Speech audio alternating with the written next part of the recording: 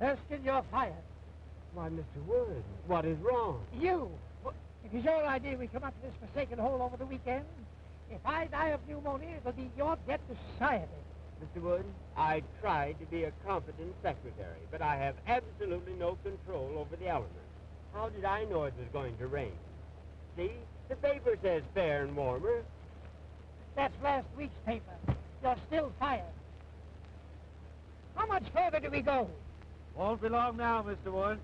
Well, it better not be.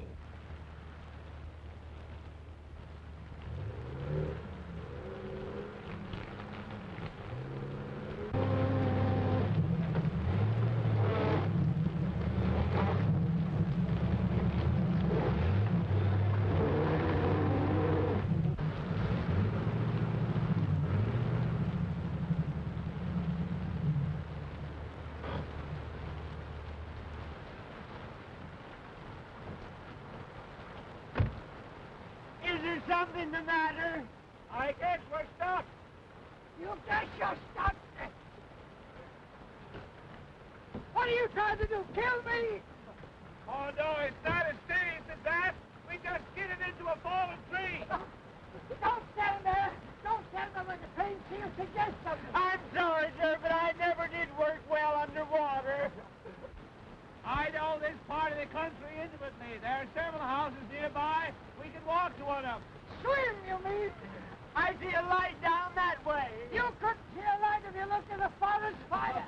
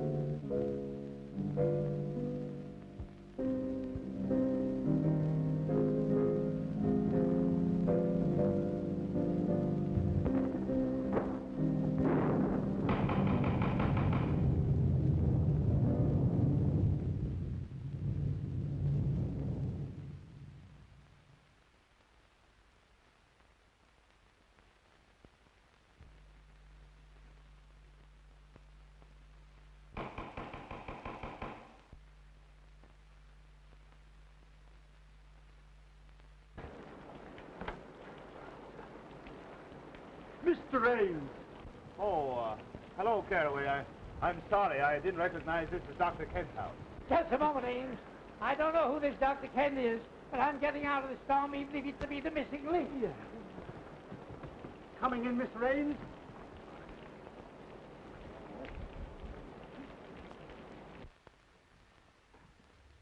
Ames! Well, this is a surprise. Good to see you. Yes, I suppose it is a surprise. We skidded off the road, hit a tree, and became mired in mud, and yours was the nearest house. Oh, pardon me, Dr. Kent. This is Herman Wood, the famous theatrical producer. You no doubt have heard of him, even if you haven't met him. Delighted, Mr. Wood. You're courageous to face the storms we have up here. Courageous. Insane, you mean? How do you do that? And this is Homer Erskine, his secretary. How are you, Erskine? Oh, wet. I agree with you for once. Hello, Gloria. Glad to see me. More than you know. A certain gentleman here doesn't take our engagement seriously. Harry. Hello, Ames. How do you do? Gloria. This is Mr. Wood, Mr. Erskine, Miss Shaw, and Mr. Terry Gray. Oh, Mr. Wood, I've heard so much about you. Yeah, I was afraid of that. How are you, young man? Still quite normal, thank you. Nice of you all to drop in like this. Your idea, wasn't it, Ames? After all, you were invited. That had nothing to do with it, and I assure you I wouldn't be here now if I could help it. We were just driving to my place where Mr. Wood was going to hear me read my latest play. Another play, Prescott? My, you are prolific. Well, play or no play, I ought to be in New York, in bed. Well, I'm afraid you'll have to remain my guest for the night. My chauffeur tells me the roads are completely out. Oh, forgive me for keeping you in these wet things. I'll have Caraway show you to some rooms immediately. Then you'll join us for a cocktail before dinner for your staying, of course. Well, I like the cocktail part of the program. Oh, Caraway, take Mr. Ames and his friends upstairs immediately. Owing to the storm, they're going to stay for the evening. Yes, sir. This way, please.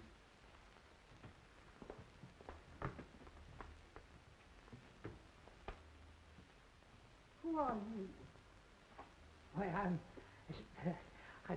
you tell her. I'm beginning to be uncertain of everything. Why, this is Mr. Wood. I'm Mr. Erskine, his secretary. I pity you so much. You're surrounded by tragedy and sorrow. Oh, you are psychic, Beatrice.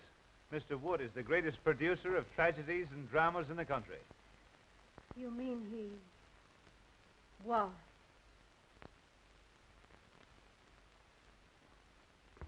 Hey, Ames, about this play of yours. Why, yes, it's in my bag. As long as we can't reach my place, why not let me read it to you here? Look here. I just remembered an important appointment tomorrow in the city. I must return tonight. Isn't that right? Yes, absolutely. He has to address the Travelers' Aid Society on the proper way to fold a timetable. My dear Mr. Wood, I would gladly assist you, but until the storm abates, there's no way of reaching the city. Well, we may as well accept the situation, Mr. Wood. We'll have a good dinner and then retire to Dr. Kent's study for a nice quiet reading. Perhaps it'll make you appreciate my play all the more. They say a full stomach breeds tolerance. Well, something tells me I shall need it.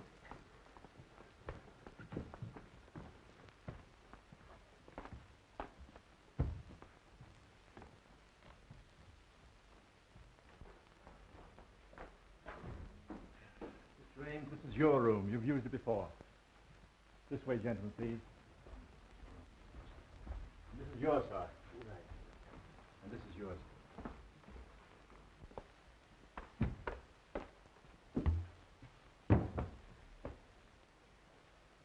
Just a moment. Have that coat dried out. Yes, sir. Right away, sir. Anything else, sir? Yes, close the door when you go out. Yes, sir.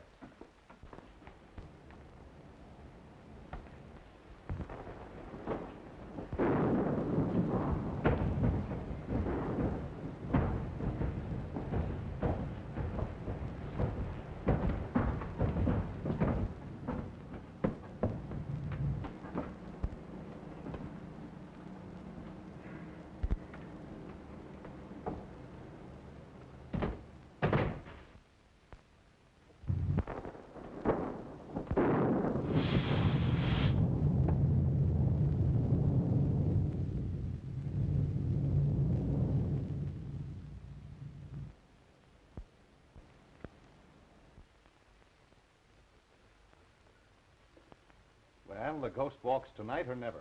You don't sound very hopeful. To the contrary. Not only hopeful, but brave. I'm going to ask you to marry me and go to California, where the sun always shines and the oranges fall from the trees to your breakfast table. That's a beautiful picture on a stormy night like this. But with or without the oranges and sunshine, you know I won't marry you, Terry, because I love someone else. Terry! Pardon me?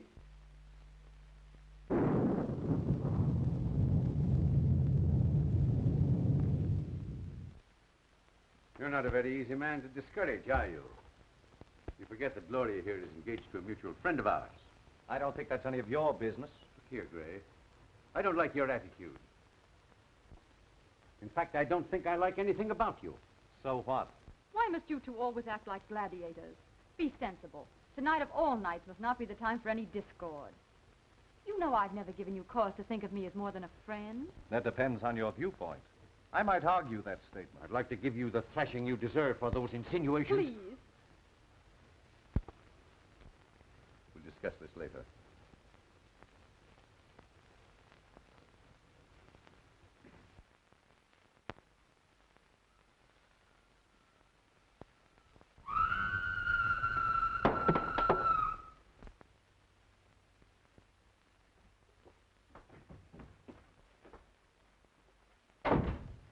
Erskine! Did you hear that scream? Yes, you sounded like a grand opera star with acute indigestion. Worse than that. Sounded like something unhuman. Oh, pure imagination. If I allowed a noise like that to scare me, your voice would have killed me long ago. Look here. Are you trying to insinuate I'm afraid? I'm just nervous, that's all. What kind of a madhouse is this Oh, anyway? don't be so excitable. It's probably your liver acting up again. Have you your pills? My pills. Any of you folks here scream? Yes, it frightened me too. Yes, I can't understand where it came from. Tell them where it came from, Ames. You've heard it before. Why scare your friends unnecessarily? Perhaps you're right. Any scream you may have heard probably came from Beatrice's room. She's Dr. Kent's patient and Mr. Gray's sister. You met at the foot of the stairs. She's just a little irrational at times. Well, as far as I know, it's nothing to worry about. Simply emotional outbursts. Don't you just love a night like this? This old house seems to belong in the rain and thunder. I read a book once about an old, old house, and oh, I don't know how many murders happened on just such a night as this.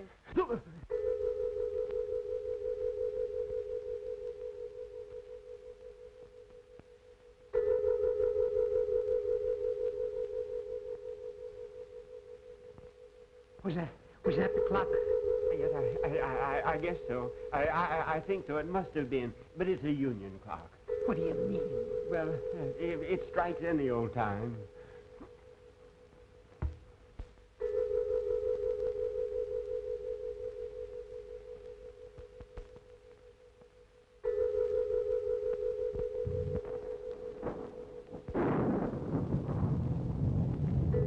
What's the matter with Beatrice?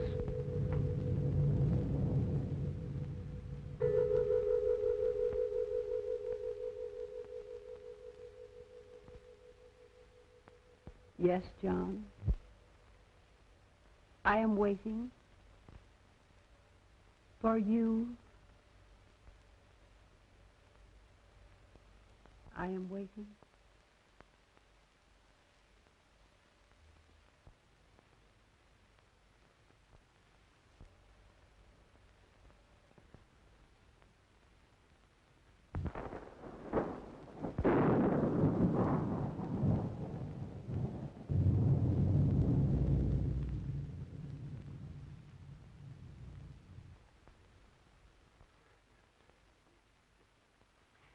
That woman gives me goose pimples.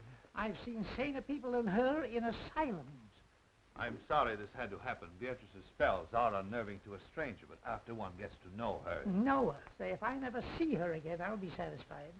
Now, if you'll be so kind as to find some method for me to leave this house, see that I take it.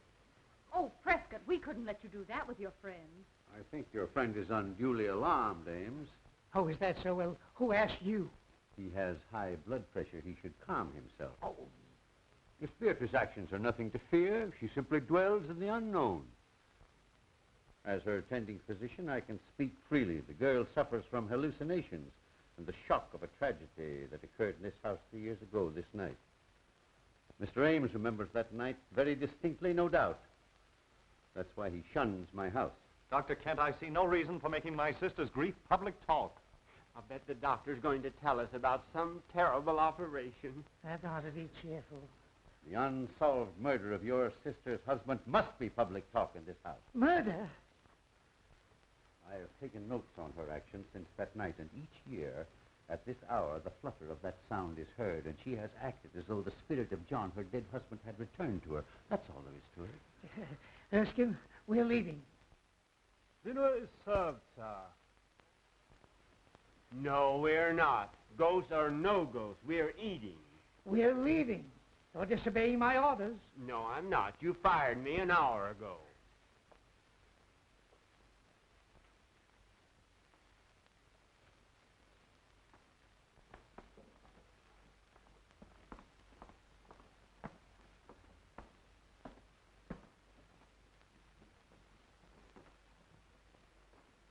Gloria, Mr. Ames, Mr. Wood, Mr. Erskine. Hope you're all as hungry as I am. Just give me an aspirin. Just give me anything but a tomato surprise. I've had shocks enough. This is about as cheerful as an undertaker's picnic in a cemetery.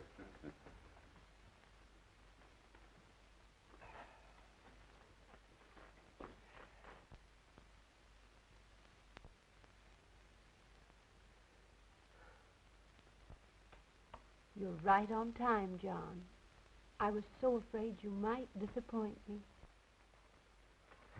Mr. Wood, I think you're right. We better leave now that John's here. Yes, Erskine, I'm not a cowardly man by nature, but my nerves won't stand this any longer. That woman is dangerous. My friends, please. I regret these unusual disturbances, but I've experienced these same phenomena in my patient's presence before. There's nothing to fear from the dead. I believe in spirits, but only spirits. Hear me? Beatrice, please, your brother wishes you to restrain yourself. My dear brother seems frightened. As well he should be. Just like all the rest of you are. Please, Beatrice, there are guests here, friends of Mr. Ames. What do they mean to me? You, Terry Gray. You, Miss Gloria Shaw. And you, my delightful friends, know what that blood stain is. You were at this table the night poor John fell forward and stained the cloth with his own blood. The night he was murdered. By one of you. Why, that's a lie. Open that door. Claire, I'll call the police. Oh, this is outrageous. Open that door. Unloosen that portal. I'm sorry, Miss Beatrice's orders are that no one leave. Jarvis is only partly correct.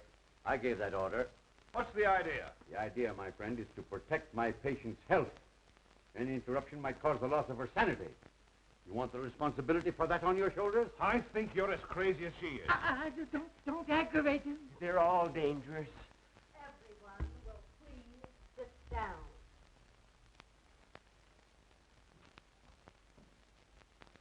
You can't frighten me into anything.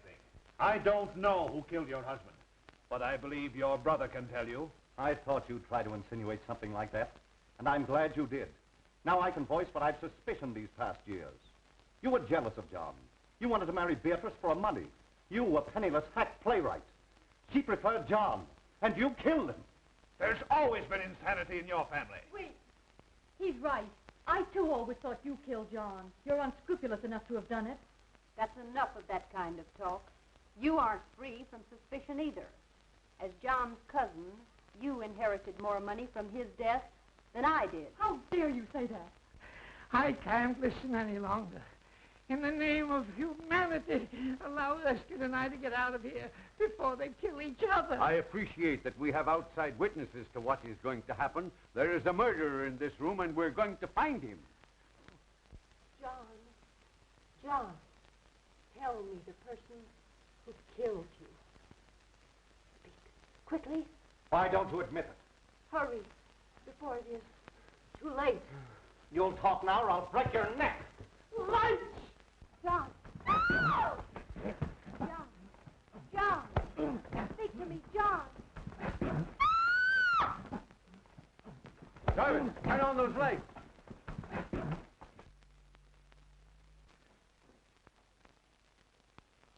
Where's Beatrice? Why, I don't know. Dr. Kent, I demand I be allowed to leave this room. And I'm with you. Remember my years of devotion to you. Divided we arrive, but united we leave. Of course I'd give anything in the world if this hadn't happened. Jarvis, open that door. Oh, Mr. Wood, I'll see you later. You'll not see me later. Not for a month, not for 10 years. I'm getting out of here.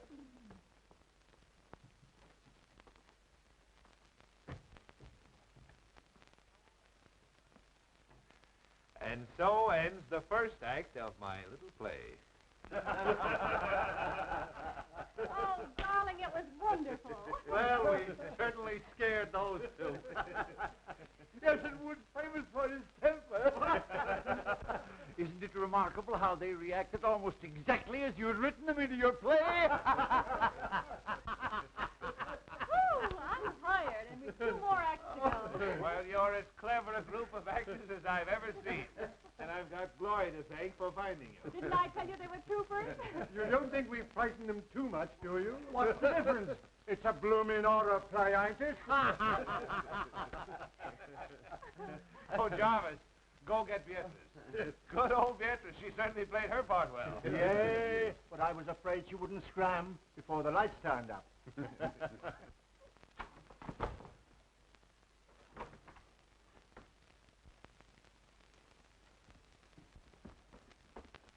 Beatrice, are you hurt? Beatrice, what's the matter? Speak. She's dead. This isn't my room. No. And whoever it does belong to has a gun. A gun? No, let's don't annoy. Oh, shut up. This may come in handy. A manuscript. The Ghost Walks by Prescott Ames.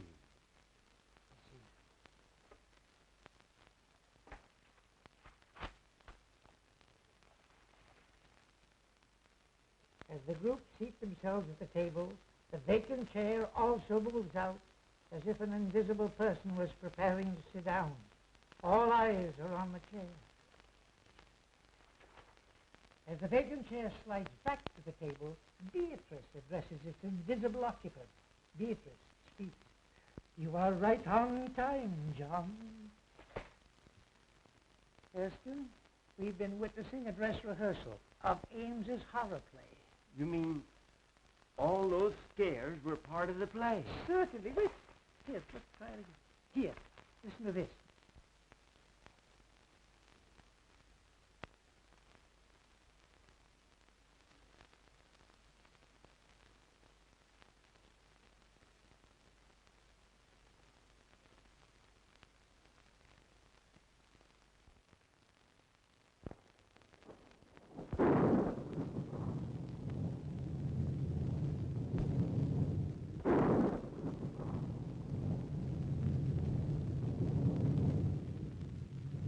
I'm afraid my play has been surpassed. We have a real menace in this house. Well, there was no one in the house but us, and we were all in the dining room. I know I was. That's right, because I was struggling with you. I was sending you the light switch. And I was at the table, as you all know. I was playing ghost. I was all over the room. But I didn't do it, I tell you. I didn't do it. Of course you did. Now, don't lose your head. Don't any of us. A death-like face slowly appears in the dark, ghostly white and pallor. The face seems to float as it reaches the table. Beatrice, hysterically. John! Lights out. Everyone remains where standing with the exception of Beatrice, who disappears through a door in the kitchen. So they thought they'd impress me with their phony theatricals, eh? Me, who staged the burning of Rome while the gladiators were being gored to death in the animal pits. I wasn't scared a bit. Neither was I. No, what are you doing under the table? Well, I was looking for you. Ridiculous. I hate cowards. When we get back to town, remind me to fire you.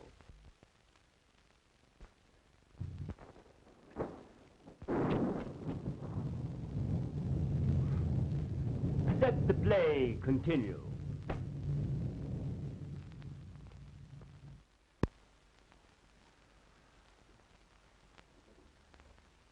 Now that the play is over, I'll have to tell Wood what's happened. Here he comes now. Ha! Still making merry, I see. Well, we thought we'd come down again. It's too quiet upstairs for us. Yes, we were used to shrieks, sirens, and suicide. Yeah. Why, what seems to be the trouble? Has Miss Beatrice been found? Yes, she has been found. Dead. Is that so? No, I mean, it can't be. It can't be. It's impossible. What are you talking about? Mr. Wood, I'm trying to tell you that Beatrice is dead. Beatrice is dead. I don't believe it. Let's put this whole thing straight to you, Mr. Wood. We're all actors, hired by Ames here to present his play to you. Actor? Everything that's happened since you arrived was part of the play. Except poor Beatrice's death. Mr. Ames. Am I to understand that I've been witnessing part of the play you were to read to me? Yes, I thought it a good method of presenting it to you. You see, this is really my house, and the fallen tree on the road was all part of my scheme to fool you. The storm, of course, was an added break. Well, if these chills and frills have been theatricals, where does the death of Beatrice fit in? Surely you don't destroy your characters. Somebody evidently does. We don't know any more about it than you do. The police should be notified. Now, wait a moment, everyone, please. I know that this is even more confusing to Mr. Wood than it is to us. He still believes we're putting on the play. So the only thing we can do is to show him Beatrice. By all means, do. Yes, death is no novelty to us. No. We stage it 8 times a week, including matinees. And benefits. Now, remember, no one is to touch the body until the police arrive. In there.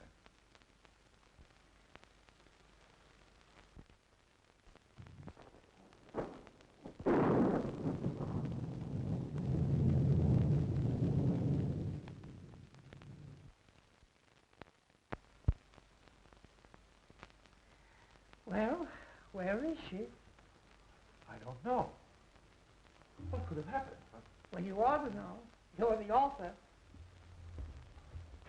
Impossible. I never heard of Hurry, such the a thing. place must be closed. We ought to get out of here. Where can she be? Perhaps he just stepped out during intermission. Gentlemen, this is too serious for joking. She was on that divan 10 minutes ago, dead. You've got to believe it's for your own safety. Oh, and you think we're all in danger? We most certainly are. We've got to search this house and find Beatrice and a person who... I wonder who that could be. Well, we'll never find out until we answer. I will. We all will.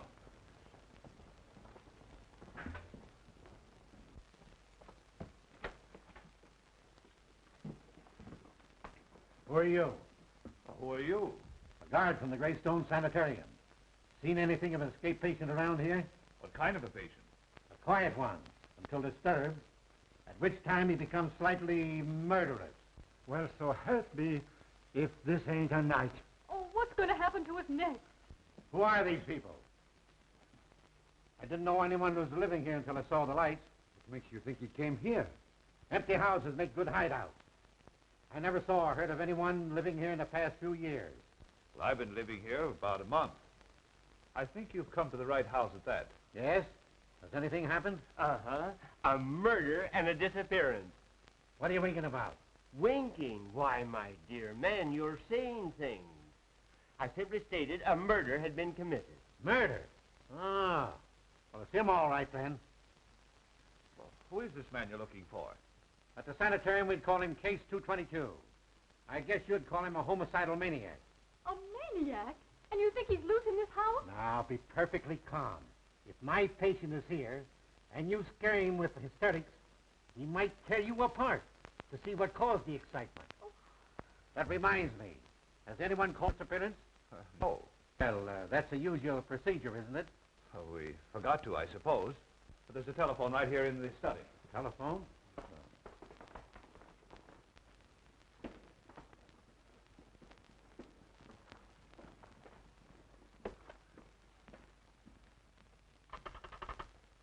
Hello? Hello?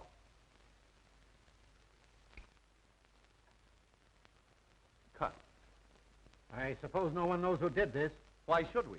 You don't think it's fun to be isolated with a maniac? If the play calls for it, yes. Well, I don't know what the rest of you are going to do, but I'm driving into town for the police. Wait, it isn't safe outside. I'll walk with you to the garage. Thanks. I'll be right back. So those who want to go to bed are safe enough. Besides, it's easier to die in bed. Come on, Ken, let's turn in. It's as safe up there as here if we lock our bedroom doors.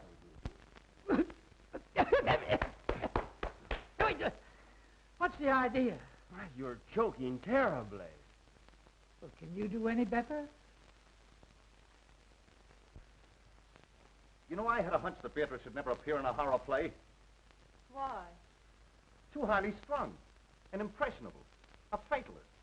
She figured if you were paid to scare people, the law of compensation would see to it that you got scared yourself. Utter nonsense. How could anyone possibly foresee a maniac coming here tonight and committing murder? Don't interrupt him. The play's improving. Not enough action for me. Tell me, Ames, just how did you happen to come to this house yourself? Funny you should mention that. I was just asking myself the same question. Of course, you saw that painting in the drawing room of Gussie Gillis. Sure, everybody knew him. And his history? Naturally. Personally, I thought he was the worst butcher who ever severed a tonsil. Right. And you remember how 9 of his patients mysteriously disappeared after he treated them? They were murdered. And when the police came to arrest him right here in this house, he committed suicide. He lost his mind from the strain of his surgical work, I guess. Get to the point, man. I know all that record. Now, you say this house was his. How did you get it? Why, that was easy. I simply advertised for an old, isolated country home. And the real estate agent for the Gillis estate answered and said he'd be glad to rent me this place. It's been vacant ever since the doctor's death. People were afraid to live in it because of the crimes that were committed here. It's supposed to be haunted. And the local people swear they've seen the lights go on and off in this house even while it stood unoccupied. Well, the rest of the story is short. I wanted to write a play in the same atmosphere he had lived his ghoulish life, so here I am. I'll bet he'll come back to haunt you for this. Did Jarvis get away all right? Yes. There's no one around the ground, so I think I'll search upstairs. I'll go up, too. I'm going to bed. And I'm resigning from your cast. You playwrights are all screwy. I take it that this ends the second act. Now, if you don't mind me saying so, I think your play is rotten. Well spoken, Erskine. Forget about being fired. Let's go to bed. Yes, go to bed, Mr. Wood, and get some sleep. You insist the play is still on, but we've tried to tell you that it's ended in a tragedy. Good night, sir. Good night, Miss Gloria. Good night. Ames? Good night. Be sure and let us know if anyone else is murdered. I can't convince those fools. They insist we're still playing for their benefit. Oh, I wish we were out of this dreadful house. First it was Terry pestering me, and now this awful tragedy of tonight. Don't worry, dear. You look all worn out. You get some sleep, and I'll see that nothing disturbs you. Oh, I'm too frightened to sleep. Tell me the truth. Who do you think could have killed Beatrice, and where do you think she could be? Well, personally, I believe it was just a burglar who's long since disappeared. Then why would he steal the body? Oh, to cover up the crime, I suppose. Now, you go to bed, dear.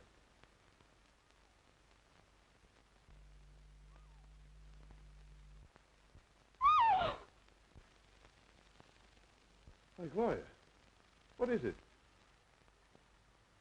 Oh, you poor kid, your nerves have completely gone.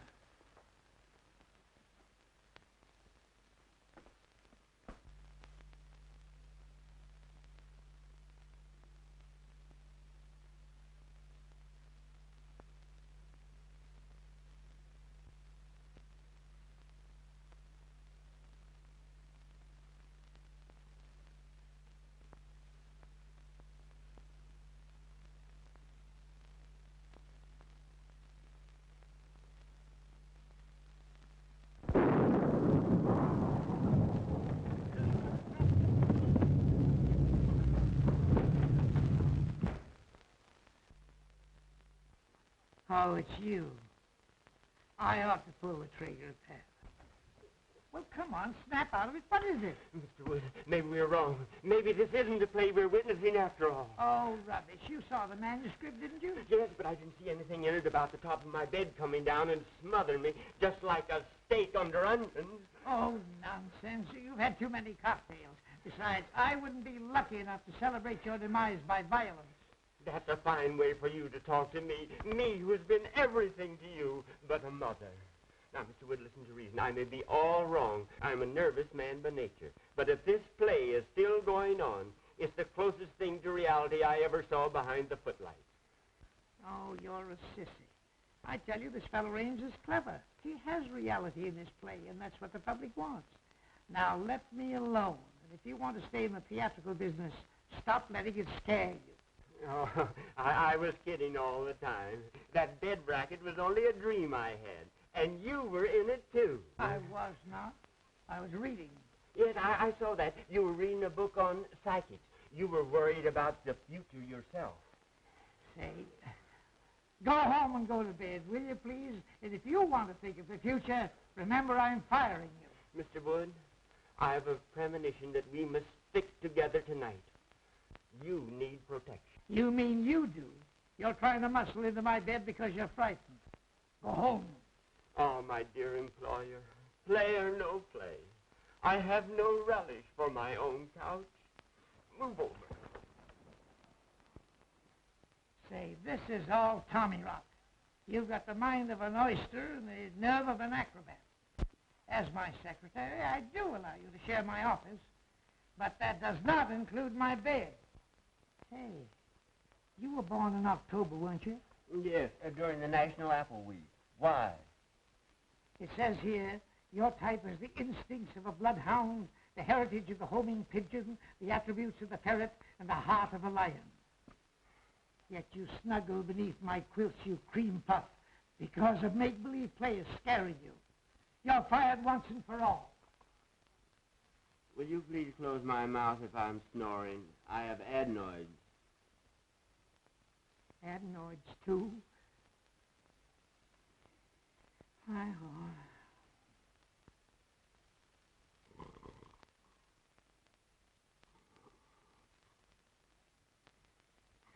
Homing pigeon, ferret, lion. I'm sleeping in a zoo.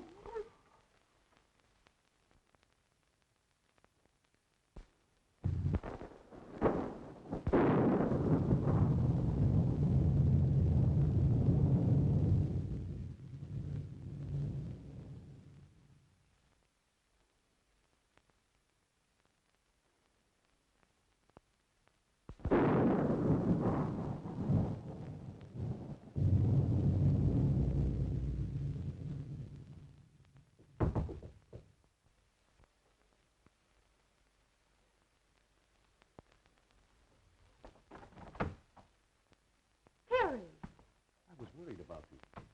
Up here, all alone. I'm all right. Listen, Gloria. You know I love you.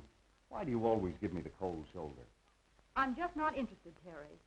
Why did you come here? It makes it very embarrassing. Oh, I know. You're afraid your playwright sweetheart would be jealous if he knew I was here.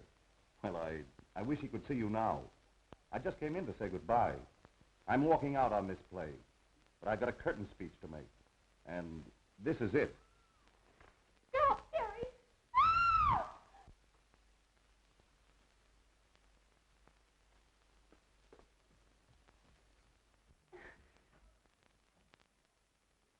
Gloria!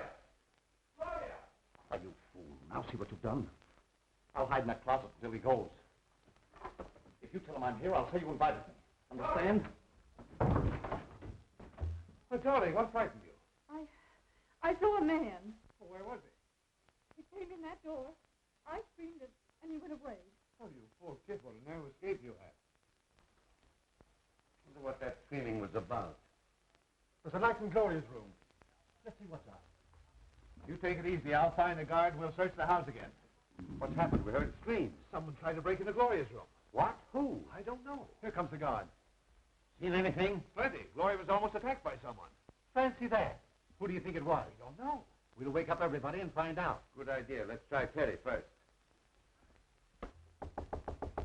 Oh, Terry.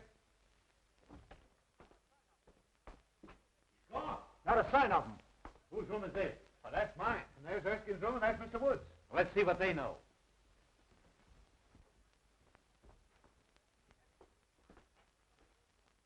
Empty. Darn the luck. I wonder if that maniac could have tried Wood's room before my mind snaps to. Eh? Oh.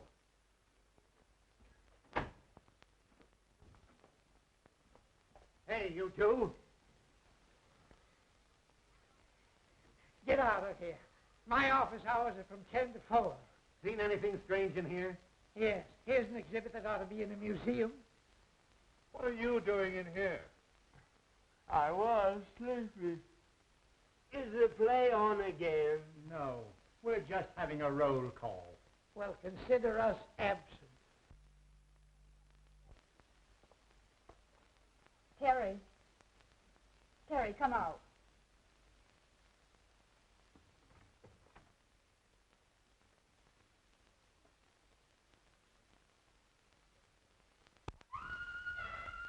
Gloria. What, again? Oh, let's don't miss this. I might as well be a fireman.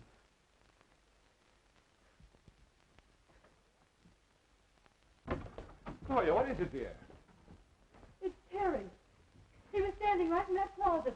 He's disappeared.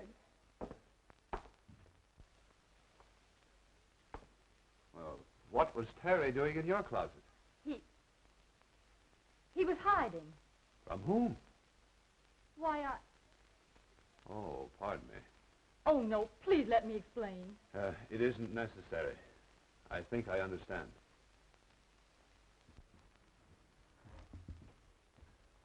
I'd sooner trust a lunatic than I would a Yes, woman. they're more reliable.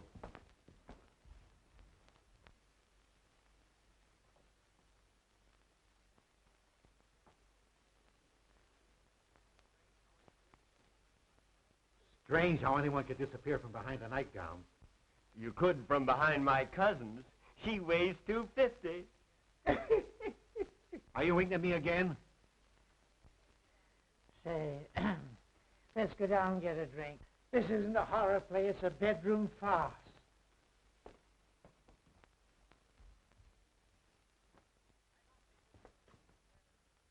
I don't think this situation is fair to me. You people are of very little help. That patient of mine is evaporating. He thinks all I've got to do is to look for him. Besides, I promised to be a fourth of bridge tonight with some friends of mine. Speaking of wasting time, Jarvis should have been back from town with the police long ago. Oh, Caraway. Will you and Kent go back upstairs, please? Just to be near Gloria. I couldn't stand seeing her myself just now, but I don't want to expose her to unnecessary danger. I understand. We'll be glad to help. I'd just as soon go up again anyway. I'm dead. Please don't use that word. I don't like that fella Caraway. Oh, forget it. He's just a seedy butler. Well, I feel duty-bound to see this night through. I live here and all that, but I'm beginning to reach a breaking point. The situation is getting out of hand. It seems to me you're about as useless a guard as I've ever seen. Well, I've worked in 2 penitentiaries and 3 asylums and never had any complaints. Best actor of the bunch. Well, boys, I'm going to retire from now for the second time tonight. Abe, go on with your rehearsal, but don't disturb me for the finale. And again I say, good night. Please continue. I never walk out on anything that doesn't cost me something. What does he mean? Oh, these fools think we're putting on a play for their benefit. I'm hungry. I could destroy a few vitamins myself. Well, you'll find some food in the kitchen. I'll be waiting for you here.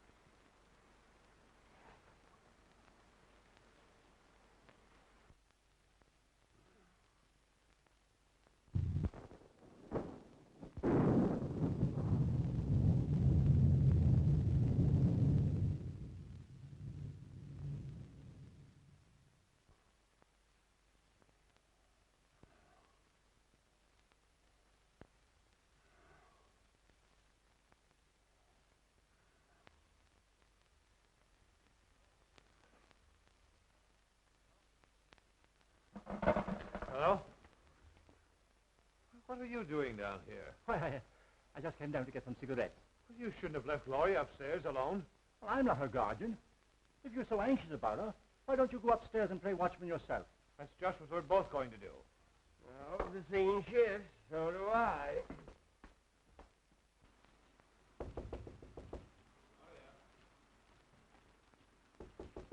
Gloria? Gloria!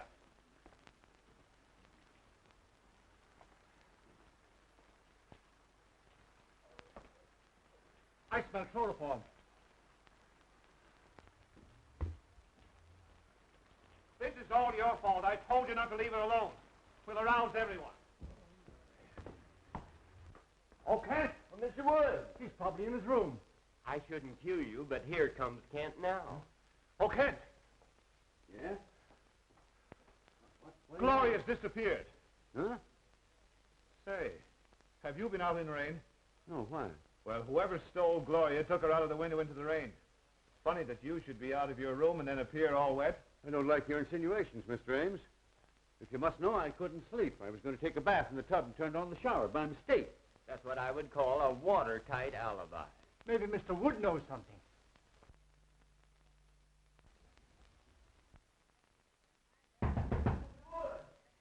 I'd have more privacy in a convention hall. Come in. Mr. Wood, some gentlemen to see you. Have you seen Gloria? She doesn't seem to be here. Why? Gloria has been kidnapped. Goody, goody. I say, that's beastly rude of you. They accuse me, but I think Teddy's the guilty one. He's gone, too. They've got to search the whole place over again. Get up and see the fun. It's better than looking for a good candidate before an election. Not me. I'm staying right here. Now, if they don't stop this fool play and get out of here, I'll rid the world of the entire cast. All right, stay here. I hope you're the next victim.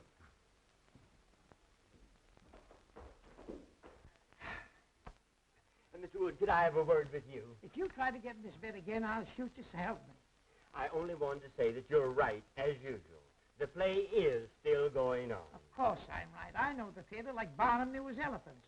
And I'm not cross with you, Wilkins. In fact, I'm going to raise your salary. Thanks. People don't disappear every 5 minutes in real life. Unfortunately, some don't. I'd like to get some sleep. But the play... Earn some of the money that I pay you by watching it for me. Why, I thought you fired me. Not till we get back to town. Now, shut up and get up. Guard! Guard! Huh? What do you want? Fine, help you are. Gloria's been stolen. You're standing around here eating chicken. Well, one was eat occasionally. What makes you think the lady was stolen? Rather an antiquated way to acquire a woman, isn't it? Oh, shut up. Her window was open. She must have been taken out of the house. I'm going to search the grounds. I'm with you, Ames. Hey, you, come here.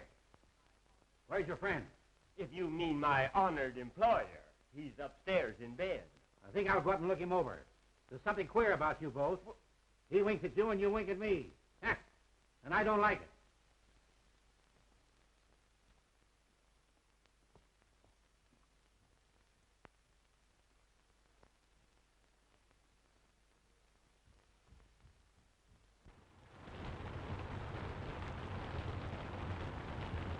We'll make a careful search of the ground. You go that way, now go this. We'll search the house, and I'll meet you front. Right.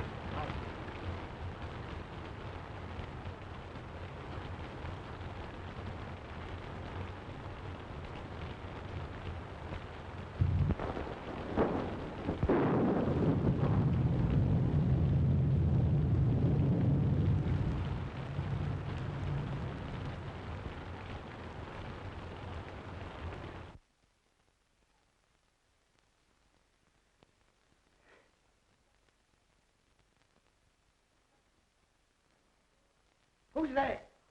Only me. Oh, my old friend from the insane asylum. Come on in, sit down. Make yourself at home. Everybody else has.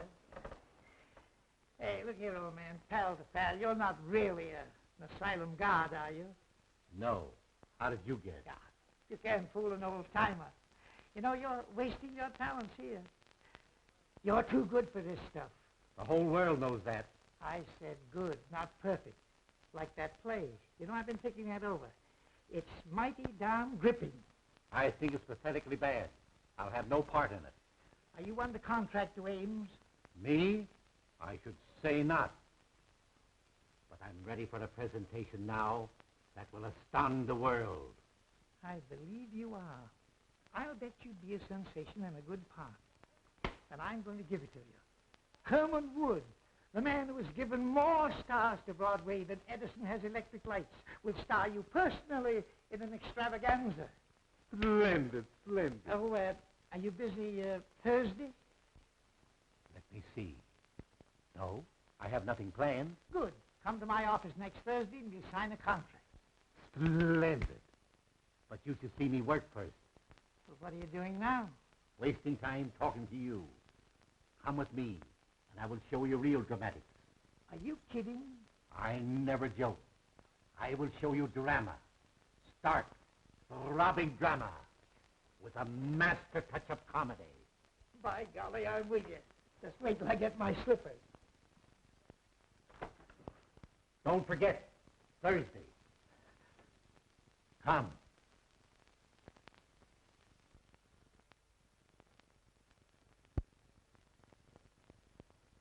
I'd feel a lot safer if I had my gun. Where is it? Home. That's okay with me. Let's go over to your house and hang around. It'll soon be daylight. Thank heaven. Ames.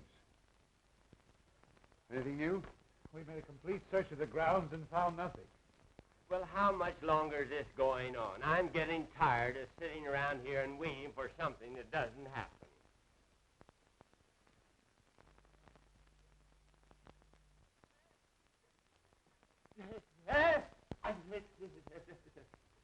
The picture. It's alive.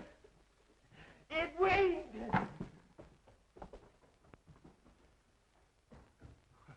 What's the matter with him? He must be balmy.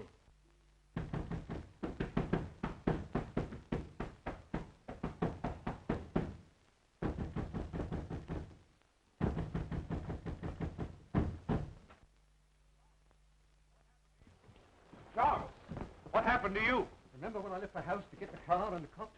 Yes? Well, that nuthouse guard leaves me at the garage. Then just as I'm getting into the car, somebody slugged me with a lead pipe. What was the idea? Well, someone didn't want him to get away. And that someone is probably the escape nut that we're looking for. How many of you are searching for him? There's already been a guard here tonight. Well, there's possibly half a dozen of us, but believe you and I'll find him. Yeah, this guy disappears every so often, but we always spot him in this neighborhood. I see. Well, after you were hit on the head, why did you come back to the house? I figured getting the police was the wisest move to make.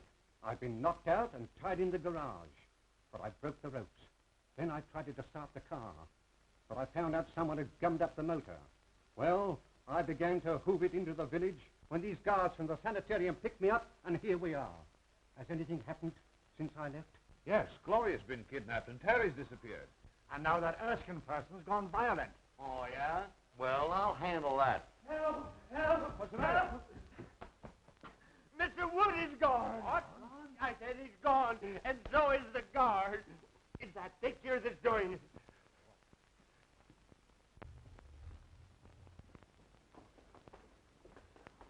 Oh, what's the matter with it? Its eyes moved. It glared at me. Why, it's as solid as the wall. You're daffy. Those eyes never stared out of nothing but a paint pot. I say someone looked out of that painting. Okay, brother, we'll soon find out who's nuts around here.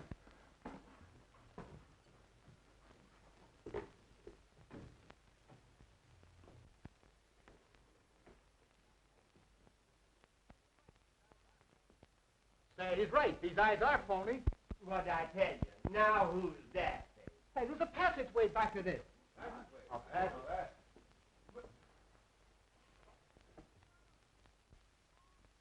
Look! It's moving!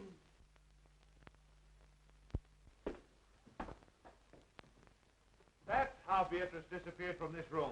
Well, I'm going to find out where it leads to. I'll go with you. Be careful. It looks dangerous.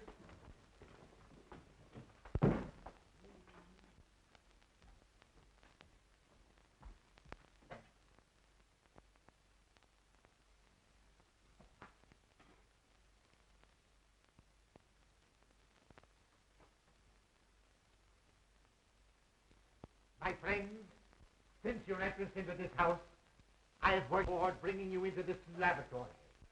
Years ago, a famous surgeon lived, worked, and studied here. His name was Guthrie Gillis. He is dead now, but I, Professor Elmer Trittery, will carry on and improve his work. Hey, I don't like these underground places. Well, you may as well get used to it. You may spend a lot of time in one. Why, the whole house must be honeycombed with passages. They lead all directions.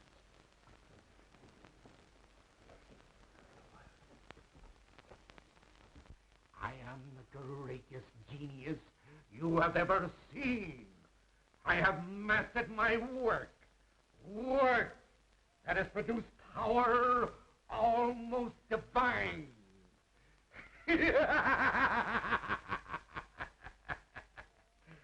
I have become more than the greatest plastic surgeon in the world. I am the molder of mankind. I have reached a great decision.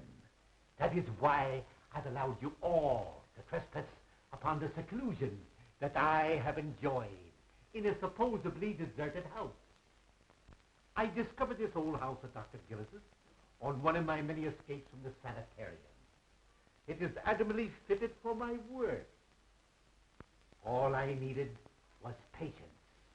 And now I have you, healthy people, who can't stand the rigor of certain small operations.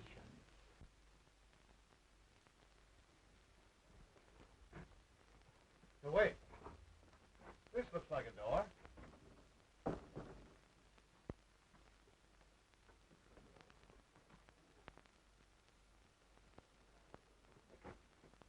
See where that leads to. This patient you're looking for, is he violent? Sometimes. He almost killed a guard tonight when he stole his uniform. Oh, and he winked at me. Leads into an open room with a swinging bookcase. Then Gloria did see something in that study. We've got to find her before anything happens to her.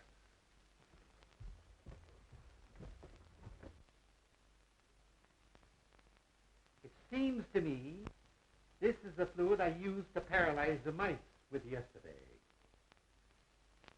I think I meant to use it on your friend Beatrice. But somehow I became somewhat confused. So now the poor girl is dead. Forgive my stupidity. I will be more careful to see that you don't suffer the accidental death she did. I have brought back the spark of life. I am colossal. Oh, my head aches. Take that smelling salts away. You're choking me. I am awfully embarrassed. I thought I killed you, but I only gave you a headache.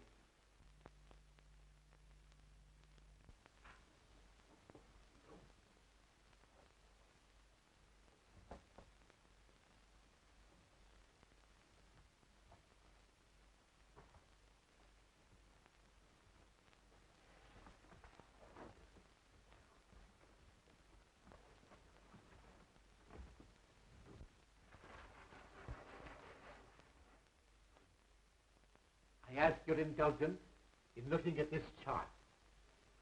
You will notice the various noses, eyes, and chins. You all have an ideal, a face you envy. You can have your choice of alteration. You understand, my operations run in series. You may look as you wish now. Ultimately, I will slowly change you to fit my model. Young lady, you shall have the honor of being the first on my table. I shall require very little from any of you. Just enough to begin my work. A feature from you, a bone from him, and a cartilage from that one. It's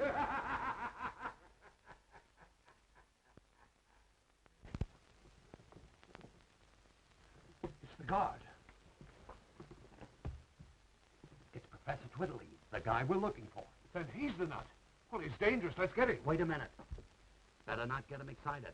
I know how to handle him. Hello, Professor. Why, Mr. McLeavy, what are you doing here? Can't you see I'm busy? Sure, but you've got to come home with us. It's important. Home? Is there anything wrong? Why, don't you remember? You operated on your old friend, Julius Caesar, a couple of days ago? Did I now? Sure. Funny, I forgot. How'd it turn out? Not so good.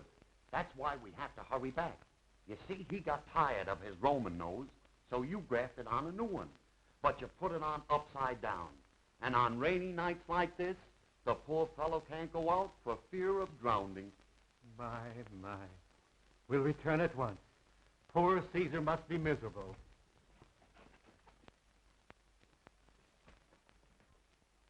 Oh, Prescott, take me out of here. I never want to see another horror play. Well, don't worry. I'll never write another one. Yes, you will. What? Absolutely, but you've got to rewrite it. Just like this night and the experiences we've gone through. Even to the murder of Beatrice? Yes, I'm afraid Beatrice will have to die all over again. Well, the ghost walks after all. Congratulations. Congratulations, John. You were all right too, Caraway. Thank you, Mr. Wood. Now what's the matter with you? I was just thinking how terrible it would have been had the professor really operated on us and changed us all. You might have gotten my adenoids, and I would have gotten your false teeth. Erskine, turn your face to the setting sun. Oh! What's the idea? Don't forget, you're fired. Oh, Mr. Wood. Come,